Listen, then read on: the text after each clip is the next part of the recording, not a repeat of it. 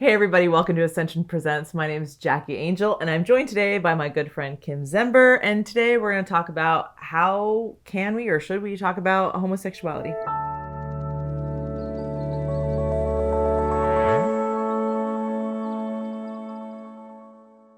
So when you give talks, sometimes you share your story about same-sex attraction, you share your testimony, and sometimes people who don't experience same-sex attraction are like, I feel like I can't talk about this with people because I don't have that testimony. So what do you say to them? Yeah, that's asked all the time. They're like, oh, I don't have same-sex attraction, so I feel like I shouldn't talk about it. And I'm like, sin is sin. Like, we need to remember that, right? That this homosexuality is not the gravest sin. It is one of the sexual sins, right? Acting of homosexuality, acting sexually with another Person same of same sex. sex. As Christians, we're called to talk about sin. Now, it shouldn't be our focal point, right? Like, I don't want you to just always be calling out all the sin in my life. Like, we want to draw out the gold in one another too. Yes, you are totally right. Because when we talk to people, we want to bring them first to Jesus. Jesus first in all things. Yeah. And then everything else is like, well, Jesus draws us out of sin, right? So exactly, in a relationship with Jesus. Yeah, so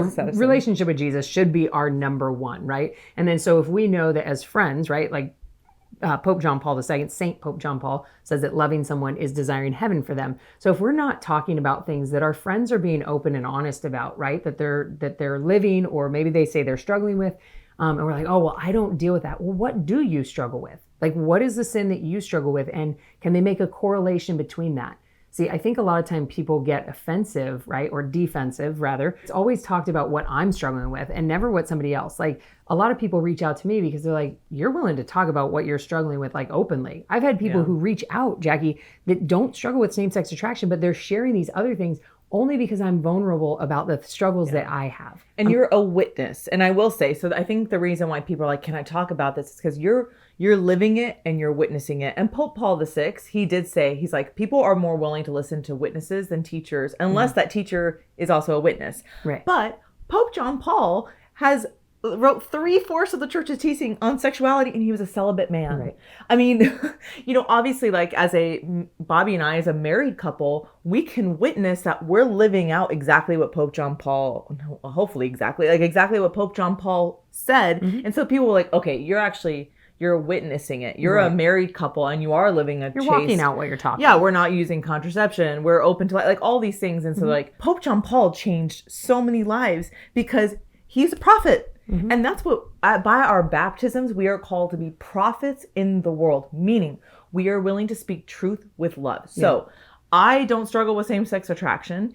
You do. You're a witness to that. But I am also called to talk about the beauty and goodness of holiness, Absolutely. Sex, like all of it. I'm not called to shy away.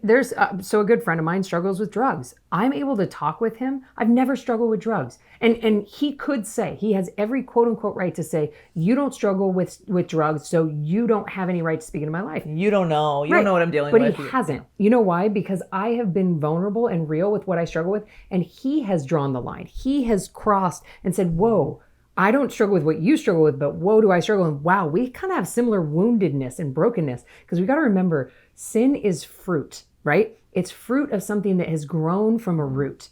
And so there is root issues that we can come to. Like, I know for me, a lot of why, even now today with struggles that I have, whether it be same-sex attraction or other struggles, is because I don't feel loved. I don't feel seen. I don't feel whatever these things that my heart desires. And so I go to other people or other things. And so when I share that realness, not just the fruit issue, which for me sometimes shows with homosexuality, but I expose the root of feeling lonely, the fear of being alone, or whatever these things might be, someone else who their fruit looks different, but the root is the same. Amen. They're able to say, whoa, I get this too. And then we journey to Christ together. Like, it's clear. And I love this saying. I don't know who said it. It doesn't matter, because it was the Lord, I believe, speaking through this person, is that Christianity is one beggar telling another beggar where to find food, right? And so in that, like, if we can see that more, we should be able to talk about anything. Really, like, we are hungry. We're broken people who need Jesus to fix us, to heal us, to mend our brokenness, right?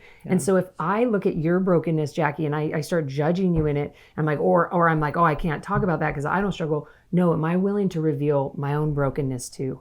I think that's so key is the vulnerability. When you are vulnerable about your struggles and weaknesses, it gives people a safe place to be themselves. Like, oh, you're not just judging at me, pointing the finger. That's really a huge problem is when we come at something, whatever it is. And this is another problem is homosexuality is not, homosexual acts are not like the pinnacle of sins. They're not the gravest. It's like, actually, Peter Crave said this in one of his books. He says, sometimes God allows us to fall in sexual sin to show us our pride, because pride is the worst of sins. And so woe to me if I am prideful and I think I'm better than everyone else. And I'm like, you're doing this. When the truth is, I am broken. Yeah.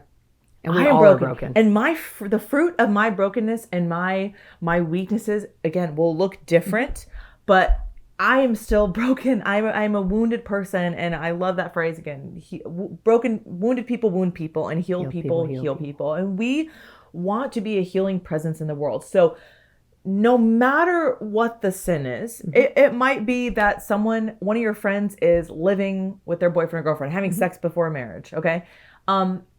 Just because you're not doing it doesn't mean you can't speak into that in love and love and say you deserve the best, and God is calling you to the best, which is chastity, which is holiness, which is heaven. You guys, we should desire heaven for everybody, and we should never be afraid of speaking truth into people's lives. However, it has to be with love. Yeah, we have to speak the truth with love, because no one is going to listen to us, to you, if you speak the truth out of self-righteousness, pompousness, being a jerk face, like no one's going to listen to that. No, and Jesus didn't do that. You know what I mean? Like, let's just always put our eyes back to Christ and how he walked through this world. He never ignored sin, but it wasn't his focal point. He drew people into relationship with himself, which drew people out of dark places. See, you can't be in the dark when you're in the light. So when we're in the light of Christ, then we are out of the darkness, right? And that's a constant, that's continual.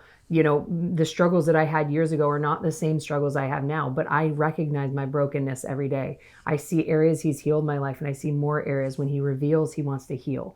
And so in that, if we can be real with one another in that, I think that we would have more real conversations too, and we would see each other grow. And so, you may not struggle with the same struggle that your friend does, but I also say, because I have many people ask, and I think to just close in this, people are like, okay, well, how do I talk to my friend, about same-sex attraction or them living this homosexual lifestyle? I'm like, let me ask you first, are you talking to your friend who's possibly sleeping with his boyfriend, or her boyfriend rather, if it's a girl or a guy, the opposite sex, about premarital sex? Are you talking to them? Because if you're not talking to your friend about the other sexual sins, why you jump into the one about homosexuality? We need to be able to talk about sin as sin. And so if you're so willing to address homosexual sin, but not heterosexual sin, then check your heart. Boom, boom. And just a reminder that Jesus called people out of sin. He spoke with truth.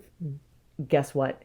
He spoke with the most compassion and kindness that anyone ever did on earth, and he was still crucified. Yeah. Guess what?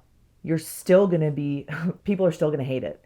It says in John 3 that people still prefer the darkness. The light came into the world and they still prefer darkness. It doesn't mean you stop speaking. So I just think about that all the time. Like, Jesus, you were like there walking around and people still chose the darkness over you, and they're still going to crucify you. So you guys are going to be crucified either way. Might as well do what God is calling you to do and to speak the truth with love. Yeah. And also, if we're not willing to check our own hearts, don't be so quick to check everybody else's. Like, check your own heart. Boom. Yeah.